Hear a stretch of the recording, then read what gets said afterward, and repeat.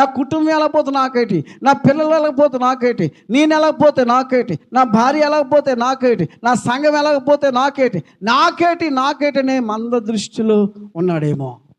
ఈ మధ్యాహ్న కాల సమయంలో కుటుంబాన్ని చూస్తున్న మనము మంద దృష్టి కలిగిన వారుగా ఉన్నట్లయితే మన పిల్లలు దేవుణ్ణి ఎరగిన వారుగా ఉంటారు. దేవునికి స్తోత్రం.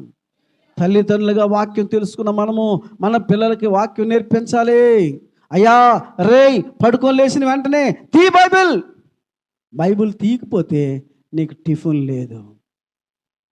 మనోళ్ళు బైబిల్ చదవకపోతే శుభ్రంగా తినరా ఫ్రై చేశాను నాన్న నీకు, కర్రీ మంచి కర్రీ వండాను నాన్న, గుడ్లు వేపిస్తాను నాన్న నీ కొరకు, తినియమ్మా తిని అని తిండిపోతులుగా తయారు చేస్తున్నాం. కానీ దేవుని యందు వాక్యంలోను, దేవుని యందు భక్తిలోను, దేవుని యందు నీతిలోను పెంచలేకపోతున్నాం. మేము మంద దృష్టి